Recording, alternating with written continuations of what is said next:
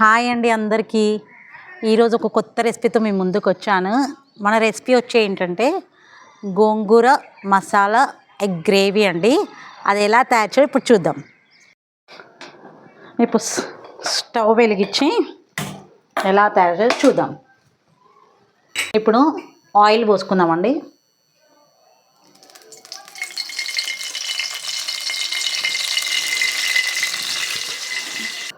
So ఇప్పుడు oil heat ఎక్కిందండి. ఇందులో దాల్చిన చెక్క, 3 లవంగాలు, ఇది కొంచెం అయ్యాక ఆనియన్స్, కరివేపాకు మంచిగా బ్రౌనిష్ రావాలి. మంచిగా ఫ్రై అవ్వాలి. ఉల్లిగడ్డలు, ఆనియన్స్ మంచిగా ఫ్రై అవ్వాలి. ఈ ఫ్రై అయ్యేసరికి మీకు ఒకటి చెప్తాను.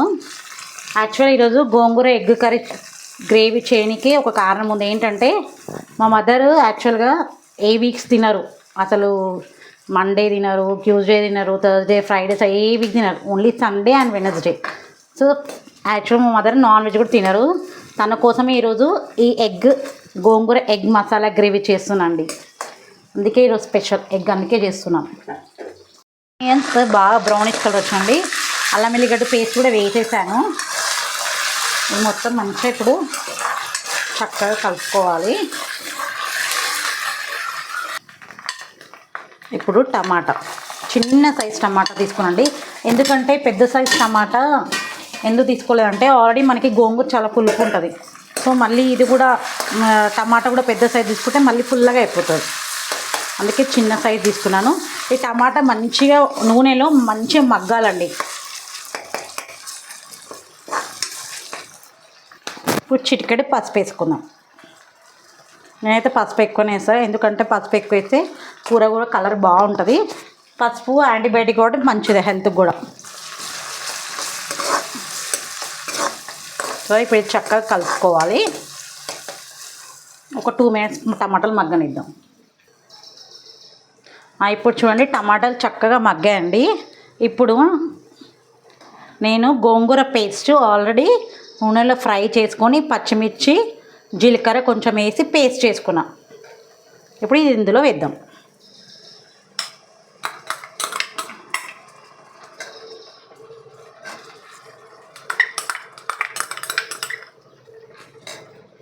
ఇప్పుడు ఇది చక్కగా కలుపుకోవాలండి.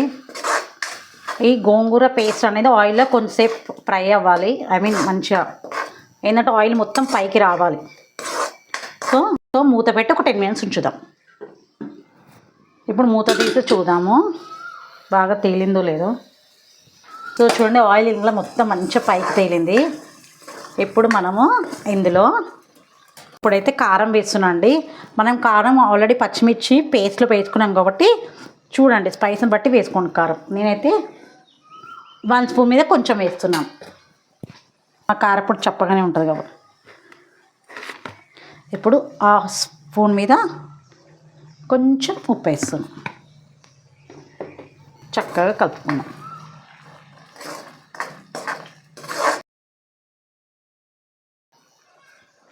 ఇప్పుడు ఇందులో గరం మసాలా కూడా వేస్తున్నాం.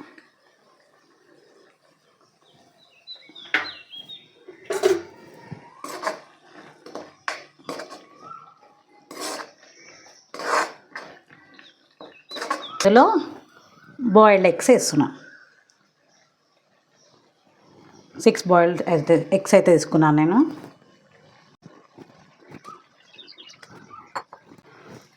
ఇప్పుడు ఇందులో జస్ట్ ఇలా పాయింట్ ఇలా పెట్టుకో.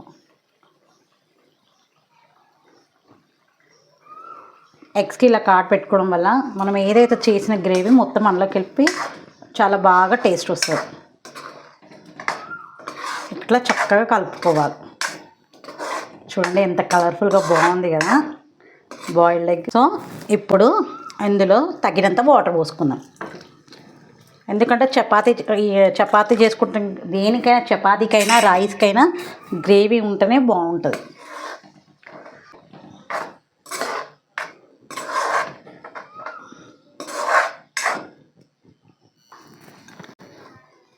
ఇప్పుడు ఇందులో కొంచెం కొబ్బరి పొడి వేస్తున్నాను. కొబ్బరి పొడి వేయడం వల్ల ఏమవుతుందంటే గ్రేవీ అనేది మంచి చిక్కగా అవుతుంది.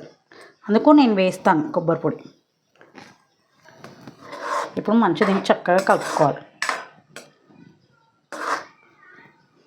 కలుపుకొని ఇంకొక 5 minutes మూత పెట్టి ఉంచుదాం. ఇప్పుడు మూత తీసి చూద్దామండి. చూడండి ఎంత బాగా ఆయిల్ మొత్తం పైకి తేలిందో. ఇలా తేలాలి మనం గ్రేవీ చేసినప్పుడు. ఇప్పుడు ఇందులో ఫైనల్గా ధనియాల పొడి వేస్తున్నా.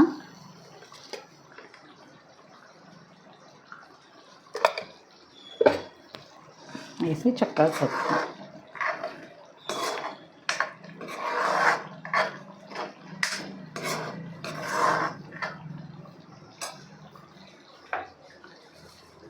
ఏ డిష్ అయినా ఏ వంట అయినా కానీ లాస్ట్కి కొత్తిమీర వేయకపోతే డిష్ ఫినిష్ అవ్వదు కదండి.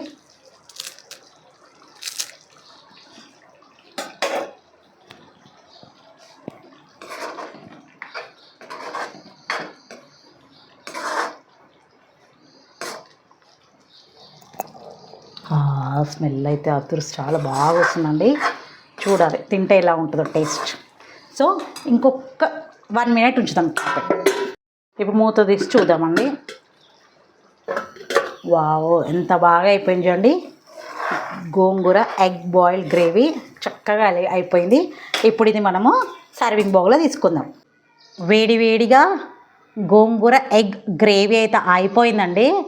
ఇది నేను ఎలా చూపించానో మీరు ఇంట్లో అలానే ట్రై చేయండి. ట్రై చేసి ఎలా ఉందో కామెంట్ బాక్స్లో నాకు పెట్టండి. సో మీకోసం ఇది ఒకసారి టేస్ట్ చూసి చెప్తా.